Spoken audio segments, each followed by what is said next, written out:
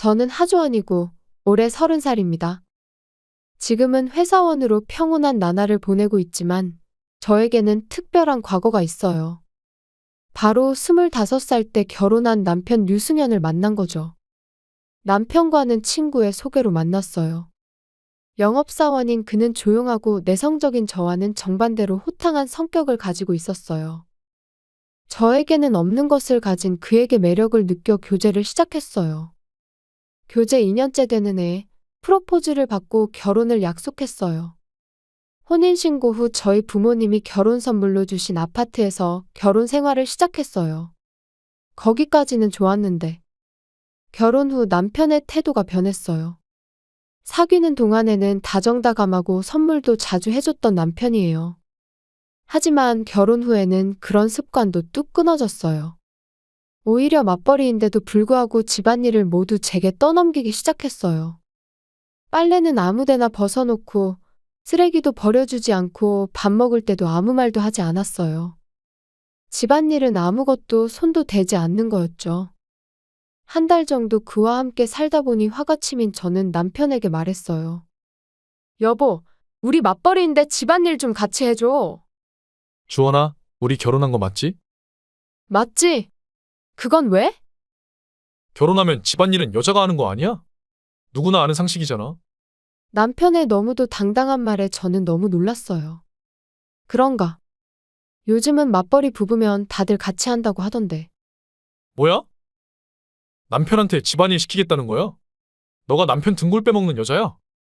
등골 빼먹는다니. 그런 말 듣기 싫으면 각자 할 일은 각자가 알아서 잘하자. 그렇게 말하고는 남편은 TV를 보기 시작했어요. 저는 아무 말도 할 수 없었고 집안일을 계속할 수밖에 없었어요.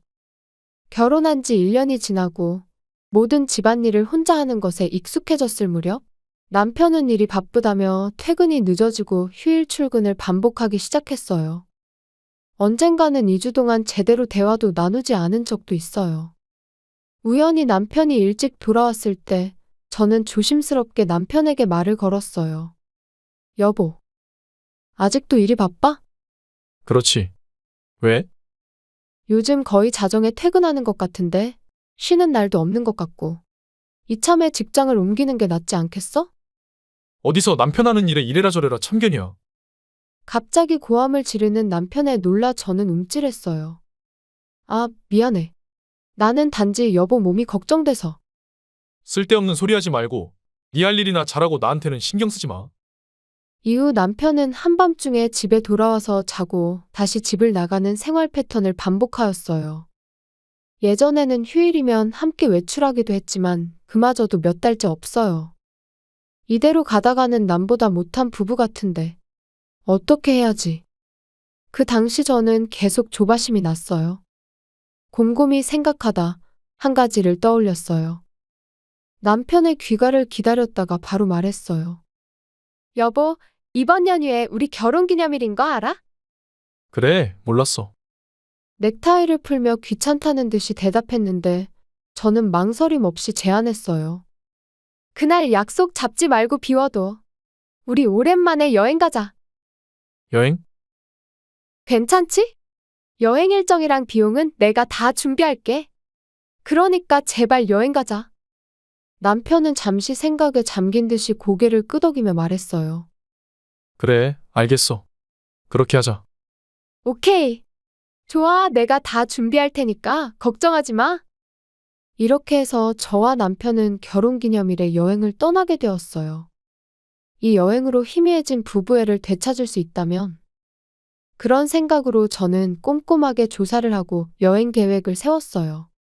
그리고 몇 주 후 여행 당일 전날 출근한 남편은 집에 돌아오지 않았어요. 출발 예정은 아침 10시. 그 시간이 점점 다가오고 있었어요. 저는 점점 초조해졌고 몇 번이나 남편에게 전화를 걸었지만 연결이 되지 않았어요. 점심 무렵 드디어 남편에게서 전화가 걸려왔어요. 여보세요? 오늘 여행 가기로 했잖아. 지금 어디야? 미안해. 일이 좀 많이 바빠서. 체크인 시간도 있고 이제 출발해야 하는데. 그럼 먼저 가서 체크인 해줄래? 나는 나중에 바로 거기로 갈게. 알겠어. 그럼 바로 와야 해. 간다고 몇 번을 말해. 그냥 혼자 먼저 가. 남편은 신경질적으로 전화를 끊었고, 저는 멍하니 서 있었어요. 체크인 시간이 다가오고 있고, 당장 나가야 했어요. 남편과 함께 체크인하고 싶었고, 함께 근처의 관광도 갈 계획이었는데, 그런 생각을 하면서도 저는 혼자 출발했어요. 숙소에 체크인할 때 혼자인 저를 이상하게 쳐다봤어요. 두 명이 예약했으니 당연한 걸 거예요. 남편은 나중에 올 거라고 말하고 방을 안내받았어요. 창밖을 보니 비가 내리는데 마치 제 마음속을 보는 것 같은 기분이 들었어요. 한동안 저는 밖에 나가지 않고 남편이 오길 기다렸어요. 하지만 1시간이 지나도 2시간이 지나도 남편은 나타나지 않았어요. 그리고 전화도 받지 않았어요. 이대로라면 예약해 놓은 레스토랑 시간이 넘어갈지도 몰라요. 몇 번이나 남편에게 전화를 걸었지만 전혀 받지 않았어요. 결국 저는 부끄러움을 무릅쓰고 1인분으로 만들어 달라고 부탁해서 혼자 먹었어요. 분위기 좋고 정말 맛있는 곳에 예약한 거였는데 혼자 먹으니 뭘 먹어도 맛있지가 않았어요. 눈물이 몇 번이고 흘렀어요. 결혼기념 축하 케이크는 어떻게 하냐는 직원의 물음에 저는 버리라는 말밖에 할 수 없었어요. 그날 저는 여행까지 와서 혼자 잠들었어요. 다음 날은 관광하는 게 일정이었는데 모두 취소하고 서둘러 집으로 돌아왔어요. 그때만 해도 남편에게 무슨 일이 생긴 게 아닐까 그런 생각을 하고 있었어요. 여보, 혹시 집에 있어? 집 안으로 들어갔지만 정막만 누르고 고요했어요. 짐을 내려놓고 식탁을 보니 거기엔 무언가가 놓여 있었어요. 그것은 남편의 사인이 돼 있는 이혼신고서와 결혼반지였어요. 이게 뭐야? 도대체 무슨 일이지? 편지 같은 건 없는지 둘러봤지만 아무것도 안 보였어요. 집안을 자세히 살펴보니 남편의 물건은 모두 사라져 있었고 이미 이사를 했다는 걸 알 수 있었어요. 저는 깜짝 놀라 그 자리에 주저앉을 수밖에 없었고 정신을 차린 저는 곧바로 시어머니에게 연락을 취했어요. 자초지종을 설명하자 시어머니가 저보다 더 놀라신 듯 했어요. 연락받은 것도 없고 시댁에 온 적도 없다고 했어요. 연휴가 끝나고 남편의 회사에 전화를 걸었더니 충격적인 이야기를 들었어요. 승현 씨는 저번 달에 퇴사하셨는데요. 네? 저희도 업무 때문에 물어볼 게 있어서 전화를 했었는데 어제부터 연락이 안 되네요. 혹시 아내분께서 나중에 연락되시면 회사에서 전화 좀 달랬다고 이야기 좀 해주시겠어요? 저는 정신이 나간 채로 남편의 직장 동료와 통화를 끝냈어요. 다음으로 다시 남편에게 전화를 걸었어요. 그러자 전화기 너머로 흘러나온 것은 현재 거신 번호는 없는 번호입니다. 라는 안내방송만 나올 뿐이었어요. 그렇게 남편은 어느 날 호련히 자취를 감추었어요. 여러 과정을 거쳐 저는 서명된 이혼신고서를 제출하였고 그와 결혼 생활을 강제로 끝낸 지 어느덧 3년 정도가 지났어요. 저는 재혼을 했고 지금은 행복한 삶을 살고 있어요. 물론 처음엔 정신이 없었지만 지금은 전 남편 생각은 거의 나지 않아요. 시간이 다 해결해준다는 말이 맞는 것 같아요. 여느 때처럼 퇴근해서 집에 거의 다 와서 한 가지를 발견했어요. 집에 불이 켜져 있는 거예요. 어라? 오늘 아침에 불을 안 끄고 나왔었나? 그렇게 생각하며 현관문을 잡았는데 현관문이 열려 있었어요. 게다가 현관문 앞에는 낯선 남자의 낡은 운동화가 놓여 있어요. 순간적으로 긴장이 몰려와 경찰에 전화하려고 핸드폰을 꺼내려는 순간 현관 앞에 낯익은 얼굴이 나타났어요. 어서 와. 주원아. 허! 앞에 있는 건 틀림없이 실종된 전 남편이었어요. 저는 놀라서 입을 쩍 벌어졌어요. 그런 저를 아랑곳하지 않고 남편은 너무 늦게 집에 오네. 남편을 너무 오래 기다리게 하잖아. 나 배고파. 밥은 아직 안 먹었지?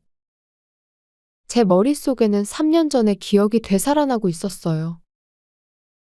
당연하다는 듯이 모든 집안일을 저에게 떠넘기고 이유 없이 소리치고 결국에는 결혼기념일 여행까지 포기하고 사라져버린 전 남편의 모습이 지금 눈앞에 있어요.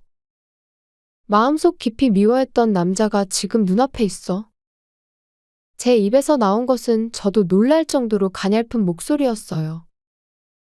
누구신데요? 누구? 전 남편은 어안이 벙벙한 표정으로 저를 쳐다봤어요. 그런 그를 저는 뾰로통하게 노려봤어요. 지금 당장 나가.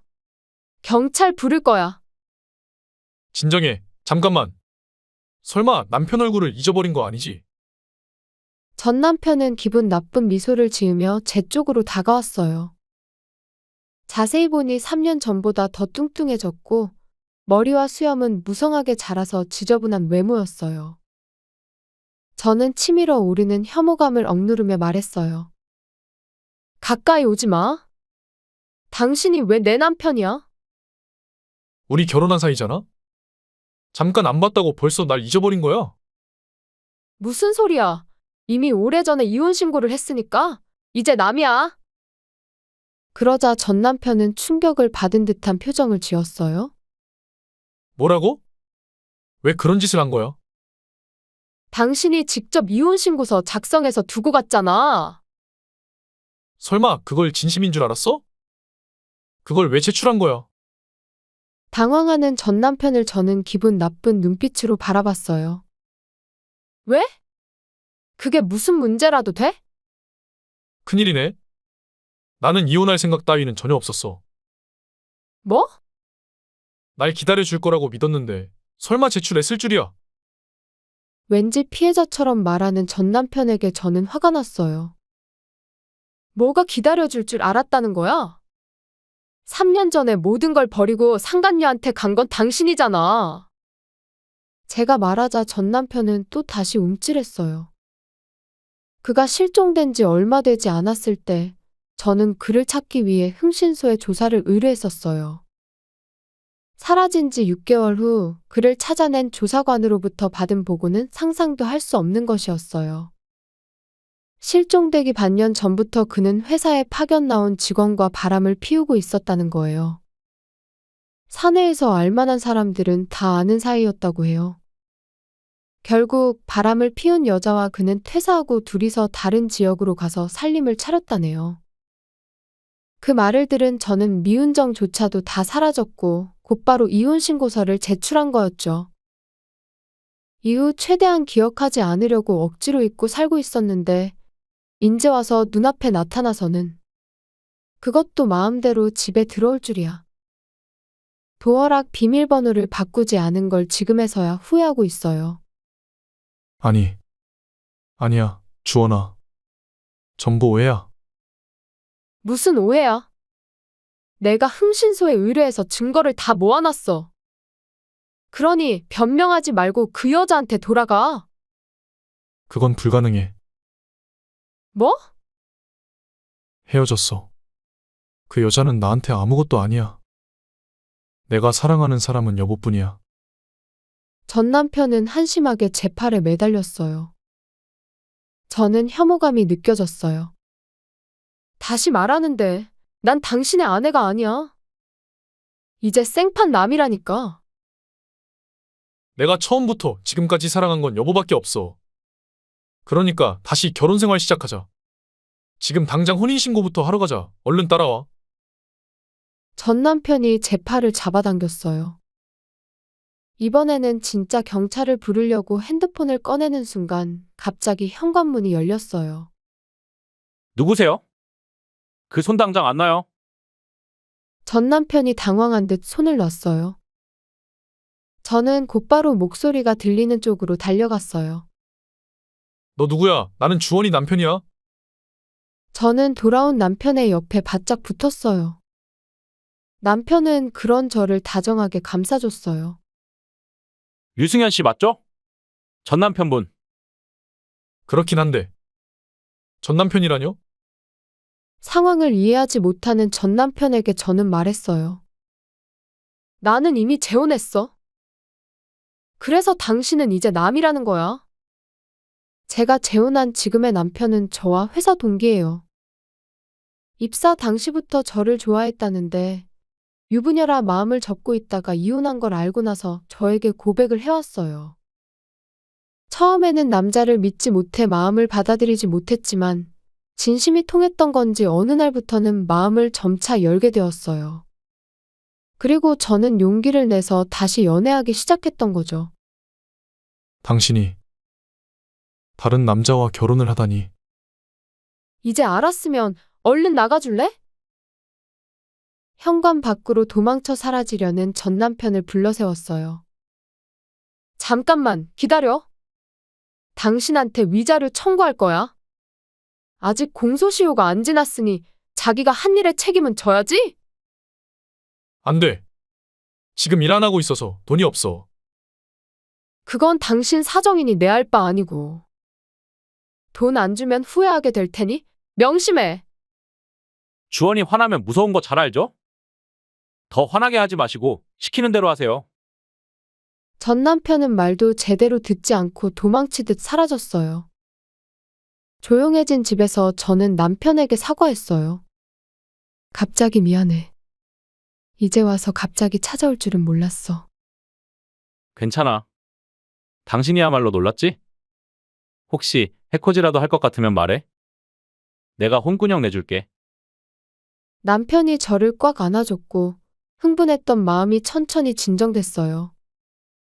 그 후 전 남편에게 위자료를 받았어요. 전 시어머니한테서 전화가 왔는데 아마도 전 시댁에서 돈을 빌려준 것 같아요. 어쨌든 그간 마음고생한 걸 보상받은 것 같아 기분은 좋아요. 그리고 이번 일을 계기로 다른 곳으로 이사도 했어요. 여기에 계속 살면 불안함이 사라지지 않을 것 같았거든요. 얼마 전에는 뱃속에 아기도 생겼다는 걸 알게 됐어요.